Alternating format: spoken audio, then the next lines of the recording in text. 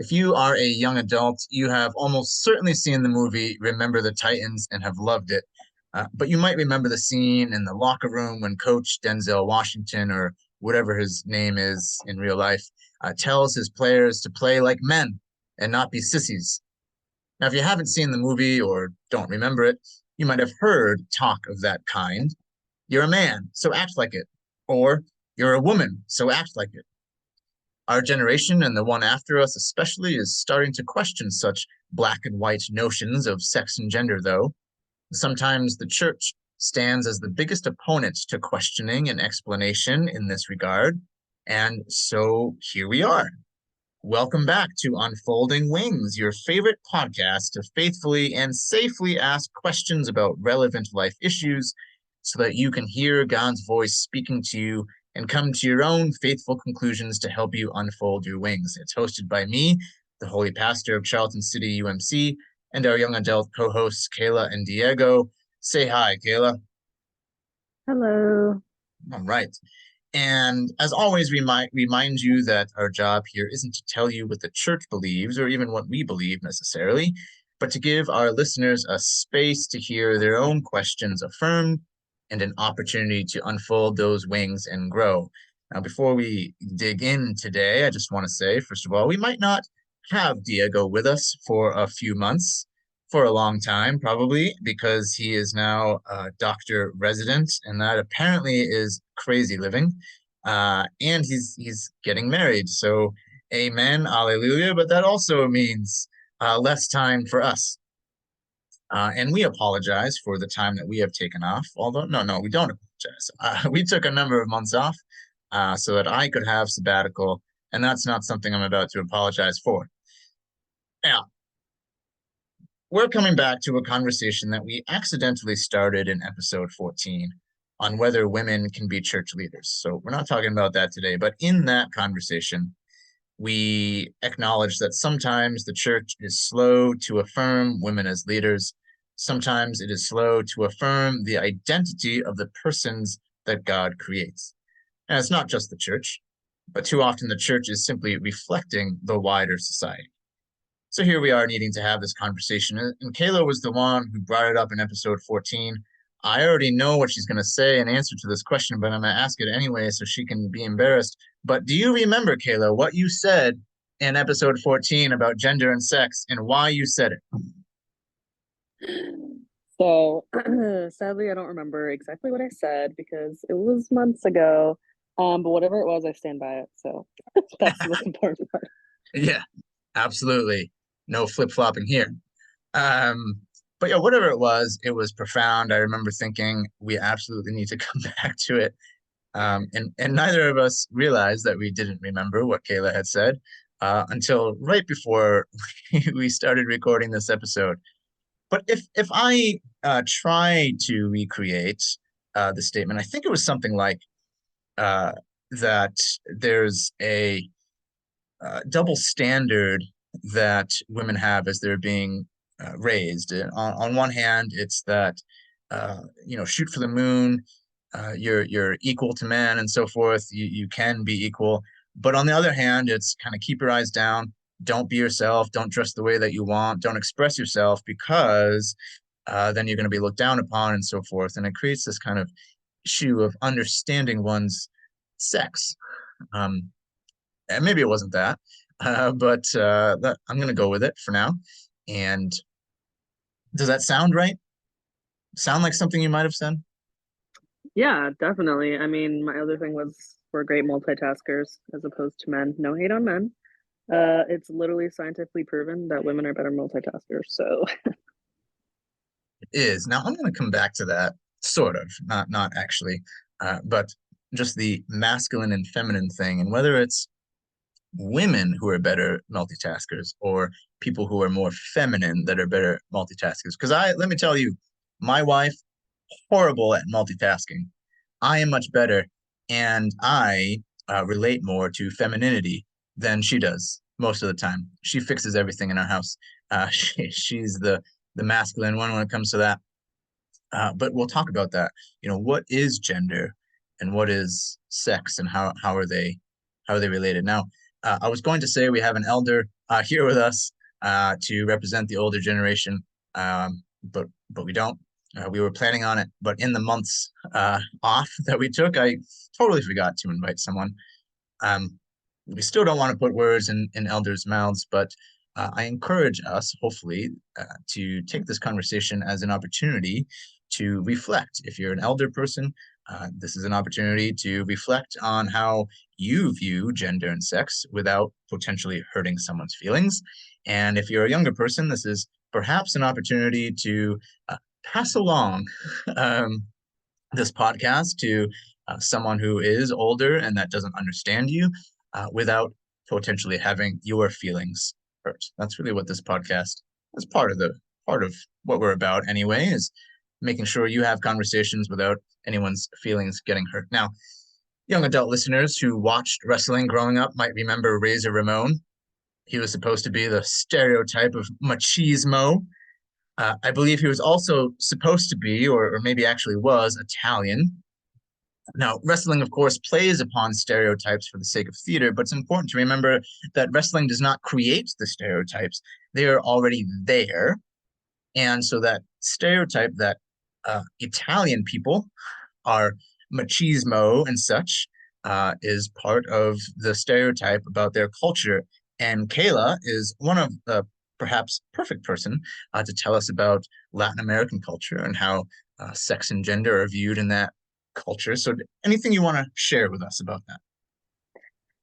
Um, I think it's a really, really big thing in Latin American culture because even like growing up in my family, being a man equals being like this masculine machismo person. Like you always have to be strong. You have to be the backbone of your family. You have to be the one that provides for your family. And the woman, she stays home cleaning, she stays home cooking, she raises the kids, she takes care of her husband. And like that's always something that luckily in my life, like my parents have definitely done a good job of like balancing it out since they both work.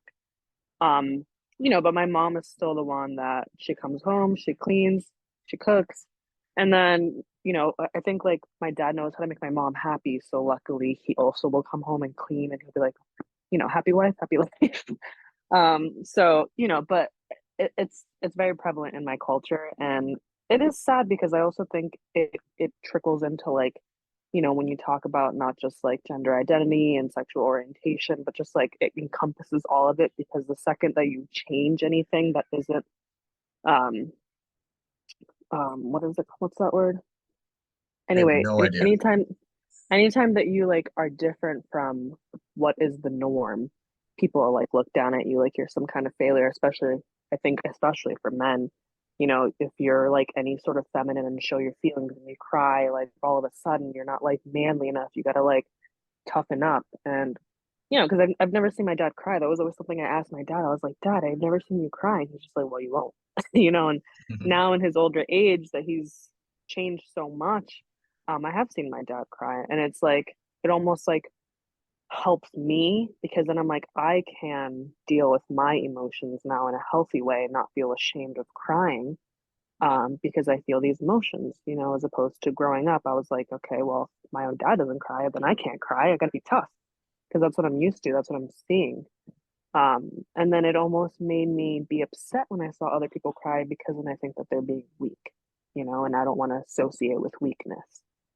Um, Luckily now that I've grown and I'm like 30, I can see that crying is helpful. Crying isn't weakness, but I think it takes strength to cry. It's still like sometimes I'll be like, "Oh, why am I crying?" But at least I feel like I can cry now. I don't have to hold it back. But yeah. Yeah, so I mean, you mentioned that crying is often associated with weakness, and so, I mean, so is being a woman, just generally. Reading I mean, whatever the book is that I'm reading right now is from the 1800s, and it just takes for granted the fact that women are the weaker sex. It's using that as an argument. Everyone knows that they're the weaker sex. I don't even need to make an argument about it. We just know it, which again will come back to another thing that maybe, if I remember to come back to it, the happy wife, happy life, there's also the yes dear. And a lot of men, I think, and women too, use those phrases and expressions jokingly, but I also think we use them seriously. And there's a related notion that men need to consider their wives as princesses or queens, right? Need to do everything for them, and that somehow is the ideal of um, treating women well, which seems insane to me. If we actually want to promote some form of egalitarianism, it's not we men need to do everything or for women. But also on the flip side, we can't just expect women to do everything that we've always expected. So it's kind of complicated sometimes, isn't it? Yeah, for sure. I mean, like to find a good balance and, it takes a lot. You have to communicate really well. I think like even though it's said over and over again to everybody, communication is definitely the key. It's okay for one, partner to feel like right now I don't feel like I can handle it. Can you take this on? Mm. And I feel like the husband or the man or whoever the masculine figure is should be allowed to say that without feeling shamed of it. And the same thing for, the feminine side or whatever it may be. I just think that we need to take away all these, not even just like stereotypes, but just like this shame and I can't think today, but all the shame that surrounds the way that we can feel sometimes because it doesn't match the way that maybe we look or whatever it may be. It would be helpful. It would be so much healthier. You think about all the people that suffer because they think they need to live up to a certain expectation, especially whether it be to their partner, to their parents, or to their siblings. We just need to get rid of that because it doesn't matter, right? Whatever they bring to the table is important. Femininity, masculinity, it all matters. We need both of them. And I just think that we should be more accepting because it shouldn't matter what the sex is.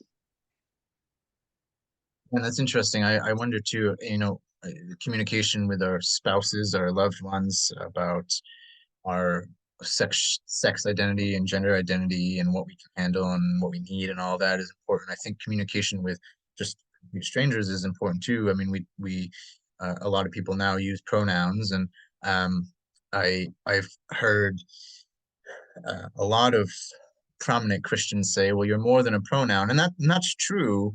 You are, but we need to be able to communicate who we are to people. And we shouldn't just assume that if you look like a male that you are, or if you look like a masculine person that you are. And so that communication is perhaps important, not just for internal relationships, but also the relationships that we have with just anybody out in the community, and to allow that communication to be normalized, perhaps, so that we can express who we are and have that be understood. Right. And I think like the funny thing is with when it comes to like pronouns and stuff and people are like they just automatically assume somebody's identity. I'm just like, this isn't a new thing. There was also like people were like, wow, you look so androgynous. I mean, people that are androgynous still exist. Now people are just like using pronouns and feeling like I mean, I don't for me, it's just like not that hard. It's not that hard to learn someone's pronoun. If you can learn somebody's name, you can learn someone's pronoun. It's it's just one extra thing that you gotta know. It's not a big deal. Throw it into your vocabulary, call it a day. You're being a decent human. It doesn't take that much to be a decent human. I mean, apparently it does, but I don't think it should. Yeah, yeah. And it's the thing. If you're learning someone's name, it's to be respectful. To use their name in conversation. You hope to also be able to use the correct gender language, especially I suppose if you're speaking a romance language in which you need to use the appropriate masculine or feminine nouns to go with the person. Um, but even in English, I think it's important, is it he or is it she or is it they? It's just respectful, just as it is respectful using a name. But so I skipped over a whole bunch of, well, not a whole bunch, one question returning about culture, which was, all right, so you have experience growing up in this culture that is very stereotypically, the man is the head of the household and the woman is the domestic housekeeper and such, and machismo and all that. But how much does culture play a role generally in understanding sex and gender?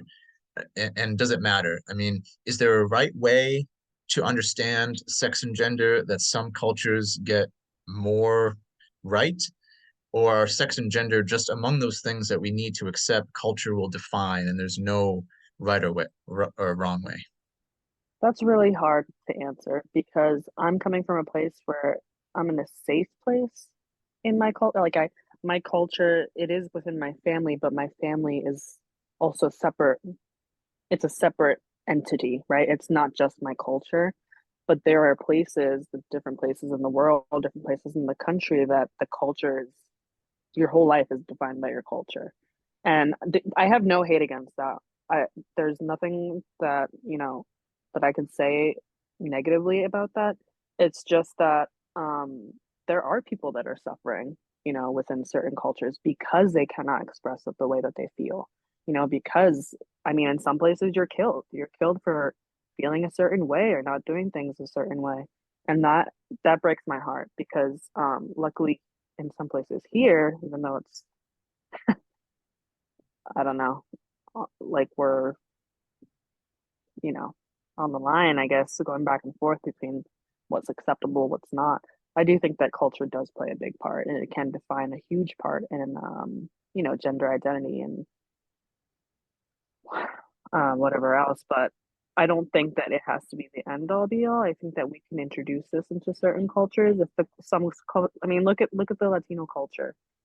I feel like I'm gonna bring Bad Bunny into this, which I'm sure if Bad Bunny ever heard this, he'd be like, "Oh heck yeah!" But I'm gonna bring Bad Bunny into this because I feel like he's had such a cultural shift within the Latino community because he made it acceptable for men to have emotions, for them to cry, for them to feel feminine. I mean, he's brought in so much into our culture. Yeah, he's not a perfect human. I'm not saying he's like this perfect person, but I'm just saying he's had such an impact on the community and on young people within the Latino community that they feel now that they have a voice to express how they feel within themselves about their gender identity, about how they want to run a household, and whatever it may be, that it's acceptable that you should love each other regardless of how you feel, regardless of how you act. And I think that that's great. I think that somebody with such influence that can make such a change like that within a community, they have my vote. Yeah, so I will be honest. I'm only what 6 years older than you. Um, I have no idea who Bad Bunny is. I just Googled him while you're talking.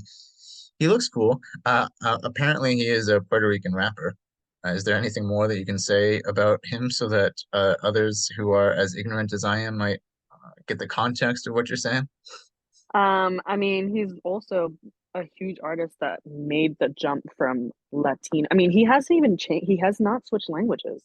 Okay, this is a guy that sings only in Spanish, and he's made the jump into the mainstream media, which is really big. I mean, and then you're looking at this Mexican that artist that's also up and coming, who I think is also going to make a huge impact the way that Bad Bunny is doing. And I mean, he performed at the Grammys, I think, recently, and that was like the first Mexican artist in his genre that's performed. So I mean, like you have all these people that are like, it's okay to be who you are within our community. We're gonna accept you. So Yeah. And apparently, he was the host of SNL last night. oh, Uh, great. that is what my Google searching has determined. So uh, you are super relevant by bringing him up. Um, and you kind of hinted at something I want to bring up as well, that some might question the need to have this conversation. I don't know if you saw this Facebook exchange that I had with someone who's not related with church at all, I don't think, but certainly not ours. um, when I posted the uh, audio for episode 14, which was "Can Women Be Church Leaders?" essentially said, "Shame on you," because obviously. And I said, well, yeah, that's what we all said in the episode. You clearly didn't listen to it. But then he continued saying, well, shame on you. You shouldn't even be having this conversation. And I said, well, why not? Like, people are asking this question in the church. Can women be church leaders? And even though we are already firmly on the side of yes, we need to be able to express the fact that we are firmly on the side of yes, because there are many people who say no. And he said, well, you should just ignore anyone who thinks differently and move on because the world is trending in that direction. But here's the thing, as you kind of said, we're kind of going back and forth in our country and culture. A lot of people, I think, assume that we are trending more progressive, and that might be true for now, but who knows, right? What's going to happen, because there are plenty of people who are voicing their opinion on the other side, and we want to understand them. We want to invite them into the conversation, even if we think they are completely wrong. And one of the reasons we think they're completely wrong and we should address these conversations that people are having is because people are being hurt, and not just hurt emotionally, but physically. They're being threatened and attacked simply because of who they proclaim themselves to be, for the identity that they're trying to claim in the world. And, women who are trying to be leaders in the church or leaders politically or whatever, they should not have an uphill battle to fight. People who are, proclaiming a sex identity or a gender identity that we think is somehow wrong, that they should not be claiming, they should not have their lives threatened. This should not be a life and death issue, but it is. And so we need to have this conversation. And so, anyone out there who is saying, well, we should just go ahead and live as if we've already made it, um, because we're a progressive country or whatever. No, that's just simply not the case, right? And things can change at a heartbeat. I see you're nodding at me. Of course, other people can't see that, but it makes me think you wanna respond. Yeah, no, I'm totally in agreement. I mean, having these conversations is so important because there are people who are going to listen to this, whether it's this or something else, these people having these conversations that maybe have not heard it elsewhere because they're in such a controlled environment, and especially like obviously this is a Christian podcast, right? Within our own Christianity, within our own religion, we have people that are controlled. You can only listen to this. You don't want to listen to anything secular. So the Mm-hmm. fact that we're doing this on a Christian podcast, I think can make such an impact to somebody that only has access to certain things or only listens to certain things based on is this a Christian thing or is this a secular thing? I'm only gonna listen to Christian things. And then they hear this and they've never heard it anywhere else. And this can open, a door where they can start going down a path where they're like, oh, wow. Because I feel like a lot of fear, a lot of hatred is founded within ignorance, just like not knowing, no knowledge, no education. A lot of people just don't know. When you're not faced with something constantly, especially on the daily, you're either afraid of it or you hate it because you're just like, that's wrong. I don't see that in my life, so that can't be the right way. The Bible says this, so that cannot be the right way. I mean, you're reading a book that's like written thousands of years ago. No hate on the book. Love the book. I'm just saying, like, and then I mean, even if you read the Bible, that's so scandalous. I was literally thinking the other day, like, dude, King David literally had some dude killed so he could be with the wife. All right, like, think about that. This is Jesus. This Jesus is the descendant of this man. Okay, like nobody is perfect. So to think that somebody going through gender identity and coming into acceptance of a different gender identity, who are we to judge that person? Who are we on our high horse because we're Christians? Because I feel like it's a lot. Everything is like, but the Bible says this. People always love to back up some hate speech by being like, I'm a Christian, because that just negates all the hatred you just spewed. So that's my 2 cents. Right. No, and without trying to, unless you are a genius, you perfectly transitioned into what I was next going to say, which is a little education about the Bible, at least St. Paul, and what he says about gender and sex. So, um, I try to consciously separate sex and gender because they are two different things. And I sort of wish, well, I really do wish Diego were here so that he could correct me about the medical terminology and things. But I think I'm accurate when I say that sex refers to your genitalia. And yes, I said a word that we don't often hear in church. I know you, Kayla, are fine with it. Uh, because not because well anyway so let's whatever sex sex refers to genitalia. You're either male or female based on what genitalia you have. Of course, some people are born as both, and anyone who says, well, there's only male and female in marriage, well, what about what about those who are born as both? We need to keep that in mind. And gender really refers more to the kind of the identity, the masculine or feminine. I was between feminine and femininity.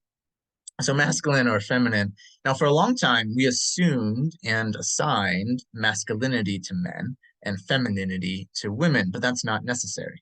So the most famous biblical passage on gender is Galatians chapter 3, a verse many of us are familiar with, in which Paul says that in Christ there is no longer slave or free, Gentile or Jew, male and female. And some scholars argue that the change of conjunction from or, slave or free, Gentile or Jew, to and, male and female. So listen again. There is no longer slave or free, Gentile or Jew, male and female. Some scholars argue that that change of conjunction really matters, and I agree. I think that Paul is agreeing with Greek philosophers of the time who generally believe that the highest form of human living is masculinity, and that all we attribute to masculinity is the highest form of living. So reason, strength, clear-headedness, etc. And Greeks believed that everyone should strive to masculinity, including women. Women would fail to achieve masculinity, but they should still strive. And I think Paul is saying the same, except now he's saying that in Christ, women will succeed in becoming masculine.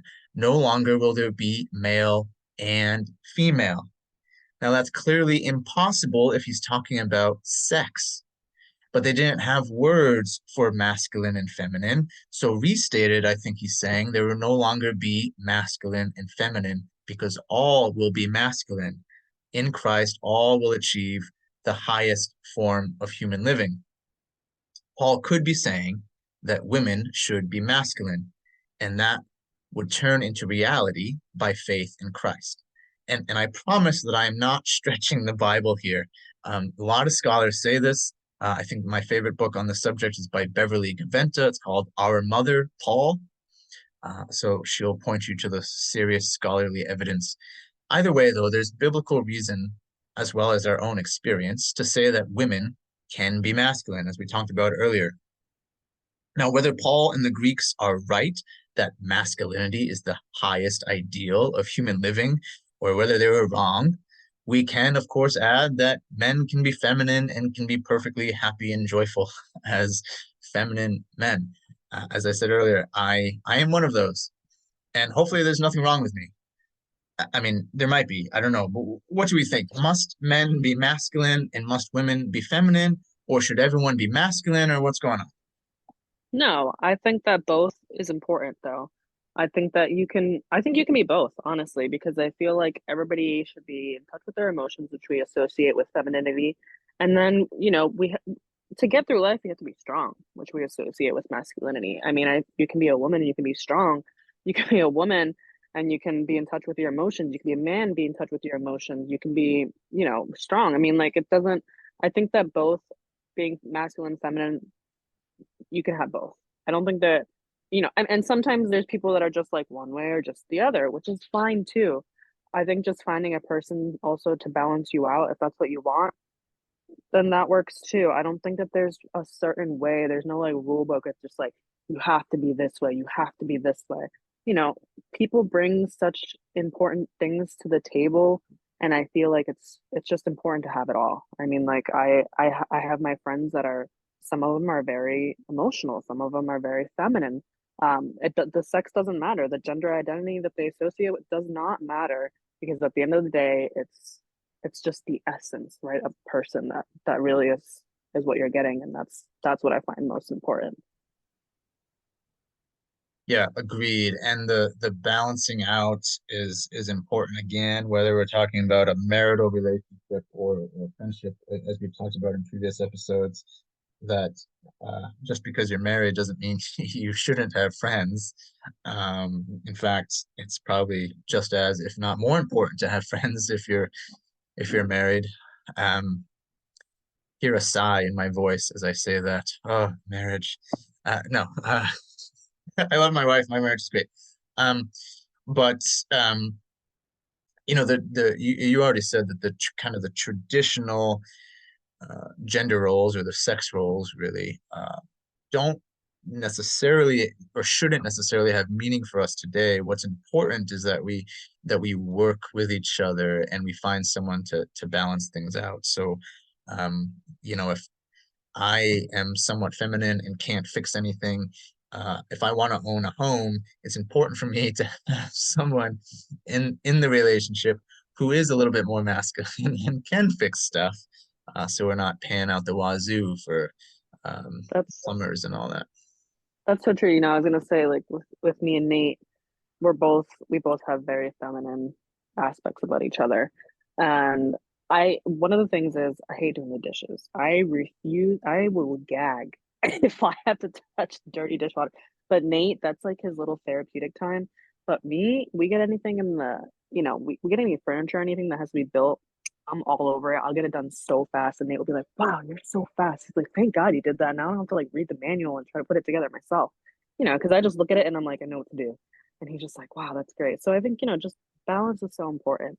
There's no, like, I've always hated gender roles, especially within like a marriage, because of the way that I grew up. I was just like, I'm not going to live that way. My husband's not going to come home and be like, where's my dinner? Like, I'd be like, you can go out and buy your own dinner.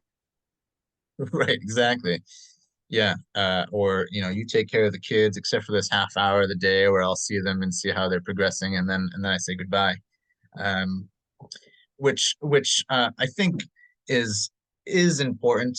Just to say this, as much as I love my kids, I do think it's important to have a nanny, so that you only need to see your kids for about 20 or 30 minutes a day, and then you're done. Uh, but no, so one of the I guess right now most relevant and controversial things that we should talk about in relation to gender and sex is uh, sex change, uh, and transgender folk. Um, Now, this is one of those instances when I'm going to be a little provocative and not necessarily say what I believe. I'm just going to put that out there, but just to get the conversation really going. And I'll begin by telling a story. So I chatted with a lesbian about whether she feels judged or condemned by church folk. It was a great conversation, and thankfully she said no. But it led her to saying something like this: if God created me this way, then I have no right to feel guilty or to feel judged, even if other people are trying to judge me. I, Amen. And then she also added, and that's why I don't understand transgenders or people who get sex changes. Because if God created us a certain way, a certain sex, then you should be that. So that's what she said. And essentially, she was asking if someone is born a man but feels womanly, okay, fine, be a feminine man. But you don't need to pretend to be a woman or change your sex. And sometimes I wonder if it's been our strictness in teaching men to be masculine and women to be feminine that has caused all the confusion and the controversy that we're experiencing as a society right now. Is it because we have taught masculine women and feminine men that they need to hide part of who they are? Is it because we have taught gay and lesbian men and women that they can't be gay and lesbian that has led to all of the societal changes and conversations that we're having now? Would things be better or different if we just accepted and affirmed people for who they have been created to be? Okay, can you rephrase the question? Absolutely not. No. So, um, I guess, I guess, I guess a rephrasing of the question would be, would people feel like they need to change their sex or um, cross dress or whatever if we just affirmed people in how they have created to be? So if they are a feminine man, if we just affirmed that, would would we still have men feeling like they need to get sex changes and become women, or men who feel like they need to cross dress and be a transgender? What do you think? Okay, even if we were to be affirming in the way that they feel in about the femininity versus masculinity piece, because I just want to clarify that is different, right? Because when a transgender person is telling us that they feel that they are indeed a different sex, right? um i I mean, like, I don't how can I disagree with them, right? They're telling me I was born the wrong sex. I think that that's different than being like, I feel feminine, because you can because so this is complicated, right? Because I see how you're bringing it up, and it makes a lot of sense. It does make a lot of sense, but it's just like they're telling us that they're this is about sex. This isn't about gender or any of that. This is about sex. They're telling us that they were born the wrong sex. And if they feel that way and they think that getting a sex change is what is going to make their life better and feel like that is affirming for themselves and their identity as a whole person physically and emotionally, then I think that that's fine, right? I mean, you're coming back to the question about this person saying that, but God created us the way that we were. That's been the argument for forever. And growing up, I definitely believed that. I was like, well, why would they do that? You know, if God created us perfectly in his image, why would blah blah blah blah blah. Okay, but then like you're also so what about all the people that are born with like mental illnesses, or all these people that are born with any sort of disease or birth defects? Like you're also, these people also get changes or medication to try to help and change the way that they feel because they don't feel that that's right. And when this person is coming to you saying that me having this sex is wrong for me and it is painful for me, I need to get this changed. Who cares? At the end of the day, do I care what genital they have? How they show themselves? Like how they identify? No, I don't. Just like I don't care about whether somebody's gay, straight, whatever. I just personally, I don't care. Do I think that the church has a lot of work within this aspect? 100%, because a lot of the hate is coming from people that, they're just like, God created us perfect in his image, true. But why, but why does that negate the way that somebody feels? Right? Like, nobody is perfect. Nobody is perfect. I think that I'm great. Do I think that I'm perfect? No. Do I think that I have a lot of work to become the person that God meant for me to be? 100%. 100%. You know, God creates us in his image. Great. Does that mean that I got to stay that way? No. The argument to me,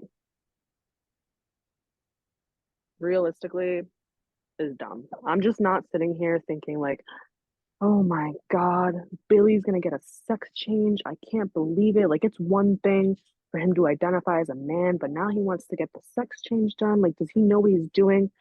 And sure, I've seen those books, I've seen those interviews, I've seen those videos about the people that got the sex change and they regret it. That is their own journey, and that is okay too. People change, people go through that. Do I think you should get a sex change right away? Definitely not. I think that's something that you need to live with and pray about and think about for a long time before you make such a commitment. I mean, never mind the money involved. You know, think about it. And that's okay. It is okay to think about it and to take your time, and it's okay to make a mistake.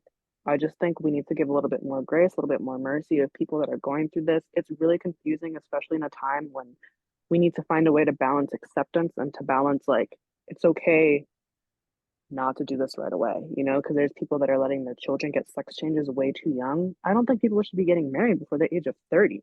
Never mind getting a sex change. Like, are you kidding me? You know, like I didn't know who I was. I'm just like, let them grow up, let them do it themselves. You know, that is something that is a journey they need to take themselves.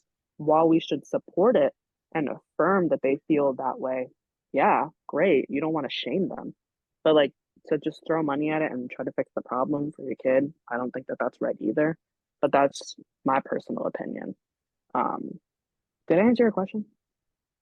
Yeah, yeah, I think so. And essentially what you're saying is, well, if someone is telling us who they are, that we need to trust them because it's their life, it's their journey, and I 100% agree with that. I mean, I think that um and the argument about being born with a disease is a powerful one. Why why would God create someone who has, I don't, whatever, whatever we want. I mean, there's someone in our church who, well, not in our church, but related to someone in our church who was born with all sorts of breathing issues, and had to have surgery after surgery after surgery, just to breathe, just to live. And it's hard, I think, for us to say, well, God created him to be that way, so let him just be. Let him just be the thing that God created him to be, because he'd be dead. um, and he wouldn't have made it more than a few months if we just let him be what God created him to be. So sometimes we need to work out the or let people work out the journey on their own. There's one thing that John Wesley said of it was on the tip of my tongue, and as soon as I said John Wesley said it, I forgot it. But striving towards your own perfection, essentially, your own Christian perfection. That's not something Mhm. that someone else can do. It's your journey through God's grace. And we need to trust that each person can handle the responsibility. And if they can't, we can't go around taking that responsibility upon ourselves, because then it's not their journey anymore. Then we're just having multiple spiritual journeys, and it's not necessarily helping that person. Um, so yeah, I agree. Yeah, the other small comment that I was gonna add was people that just like go around and say, well, God wouldn't want that. God wouldn't like, are you God? How do you know? How do you know what God wants for this specific person's life? You know, and like I remember, not to turn this into like a political thing, but I remember when Trump was running for president and I was like, Dad, I hate Donald Trump. Why is God letting this happen? Oh, Siri is trying to get in my business. I was just like, why is God letting this happen? Blah, blah, blah, blah. Like, I hate him. All this like nastiness coming from me. I mean, I still don't like the dude, but whatever. You know, and my dad loves bringing up that Bible verse about like God will save who God saved, or you know, he'll have mercy on whom he has mercy, right? And that one always sticks with me because it's right in the Bible. I mean, like, who am I to say a, what God thinks? Because I don't know.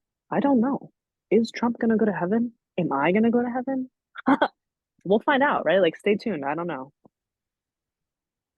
Yeah, good point. And All Saints Day is coming up in a couple of weeks, and that's exactly going to be my sermon. Actually, is uh, who knows? And because we don't know who's going to go to heaven, we shouldn't worry about it so much. Um, there'll be more to the sermon. It'll be a little more comforting and hopeful than that. But essentially that very idea, yeah, that we can't speak for God, and also we can't. Um, we can't interfere necessarily. We can support and guide people as much as possible. But we can't interfere in someone's discernment of how God is acting in a person's life. And that's something that each person just needs to uh, take responsibility for, and that's that. But you've hit upon the what does spark a lot of political discussion and outrage nowadays, which is transgenders and sex changes and all that, but it's almost always related to kids, and how early can a kid get it, whether the parents should be involved or not. And certainly there are a lot of connotations with that society and schools are trying to teach our kids to reject traditional values and to be woke and all that because there's indoctrination in the schools. And speaking of that, in thinking about this, I'll point out because my kids are now in school, both of them are now in full day school, and I've just been thinking about how the fact is that we do indoctrinate our kids. And so maybe a future episode can be on patriotism because I'm constantly thinking that the number one thing we indoctrinate our kids with is nationalism, right? We teach them to sing songs to our country and pledge allegiance to our flag, but without really teaching them about the country itself and why it's worth our love and loyalty. And I'm not saying it's not worth our love and loyalty, that it's not worth being patriotic or anything like that. But if we're going to talk about indoctrinating our kids, we should probably start with that one, just personally. But anyway, speaking of values that we should teach our kids, we, perhaps can end here on this thought because one of the things that we talked about in episode 14 that I actually wrote down in the script so that we could remember it, um, is that we do teach girls from an early age to cover up rather than teaching boys to look women in the eyes, or to teach boys to see girls as God's beloved children and shouldn't sexualize them. So there's a whole lot we can talk about when it comes to sex and gender and values that we want to pass on, laws that we want to pass, when people should consider sex changes and all of that. But we should probably mention that sexism hasn't gone away, racism, those isms, they haven't gone away. Um, if you put a college man on trial for rape, often the judge and commentators will say, look the other way. He made a mistake. He has his whole life in front of him, but probably the woman was asking for it anyway. Uh, But also, you put a woman on trial for stealing, same age, you might hear, you should have known better.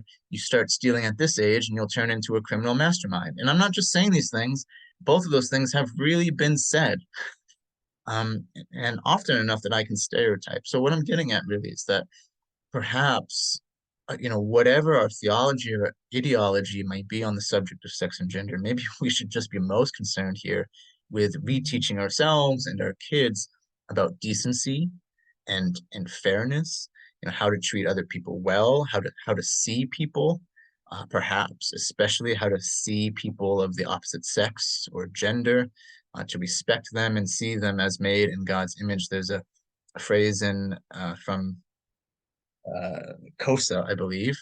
Actually, not sure, but it's Ubuntu, um, and it's an African tribal uh, way of living. Really, Ubuntu means I am because you are, and you are because I am, and I see you because you see me, and all those types of things.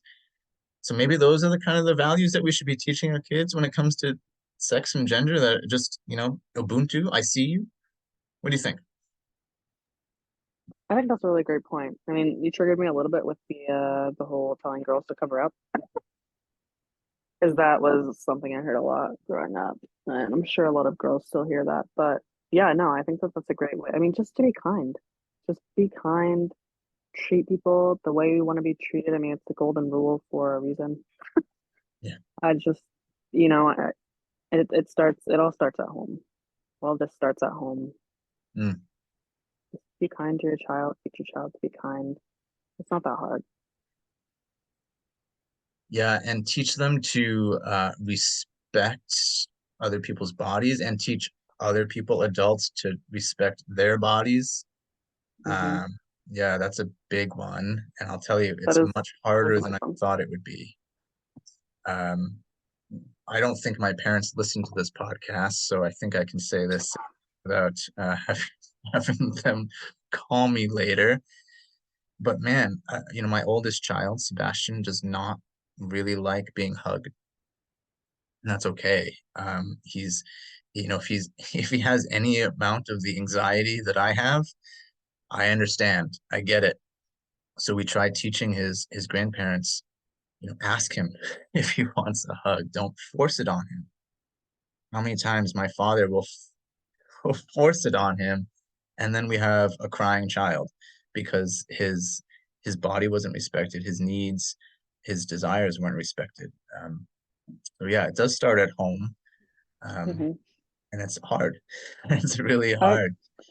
I Yeah, totally, you know what? I totally get that. And growing up, I don't like I didn't like being physically touched either. I didn't like hugs growing up, and my brother Zeke needed them. That was the way you show him that he's loved. So it was like really hard because he would ask me for a hug, and I'd be like, "Ugh, just don't want our bodies touching." yeah, Like it was really hard. I've obviously gotten better with age. And it's part of my culture, giving a hug and a kiss to greet. Painful growing up. It's a lot easier now. But yeah, growing up, I would hug him, and he just always gives the tightest hugs, and it was so much pain. But then he'd be so happy. He'd be so happy, and I'd be like, I'm doing it for my brother. I love him. Now he knows he's loved, and I've done my duty. yeah. I've done You've my done your duty as his duty. Yeah, sister. But yeah, I mean, I feel like a lot of people like don't understand that some people just don't want to be touched. Whether it's like a socially acceptable thing to hug somebody, some people don't want that. And it doesn't have to be for a certain reason. Some people just don't want to be touched. It could be like sensory overload or whatever it could be. I think people need to respect that. And children, when they cry, I mean, they're trying to convey you a message. So yeah, I get that. That's hard. yeah. So nice little pity party we just had for me as a father. But so yeah, I mean, I think, I essentially I think that's a good place to end though, because I think essentially what we've been saying is just trust a person when they say this is who I am, respect me, and we should just be good human beings and give them the respect that they're asking for. And of course they can go overboard and ask for, what they might think of respect might be um something more than that. Um, if we say respect me and now bow down before me, that's past the boundary of respect. But we should give people the respect and dignity that they deserve as children of God. So this has been a great conversation, and as I said at the beginning, it probably will just be the two of us moving forward for at least probably a year, while Diego is enduring and surviving his residency. But anyone who's listening to this, please send good thoughts and prayers his way, not just because he's getting married, but so that he can be the best doctor that we know he can be and will be. Um, our next episodes are going to be awesome. So we're going to talk about work and Sabbath. We kind of talked about work before, but since I was just on a long Sabbath, we're going to talk about work and Sabbath. And I know, Kayla, you spend a whole lot of time in silence by yourself, just thinking about who you are as a person. I know you love that. So we'll talk about that. And then after that, we're going to talk about gun violence and ownership and probably war, especially because there are lots of wars happening now. Hmm. And what I'm going to start doing is just looking through the social principles of the United Methodist Church and picking out subjects that are probably really controversial and awesome. And so we're going to have a lot of fun moving forward. So I invite you, not meaning Kayla. Well, Kayla should do this as well, but I invite you, listener, to tell all your friends to subscribe to this podcast because these conversations are going to be kick butt uh, and whatever other words we use to say that. Tell people about the conversation we're having, and we hope this is meaningful. So, shall we say goodbye? Yeah, sounds good. Thank you everybody for listening. I hope that you, whether you're on whatever side of the conversation, that you respect and love yourself and others. Amen to that. And in the meantime, until next time, keep it holy, friends.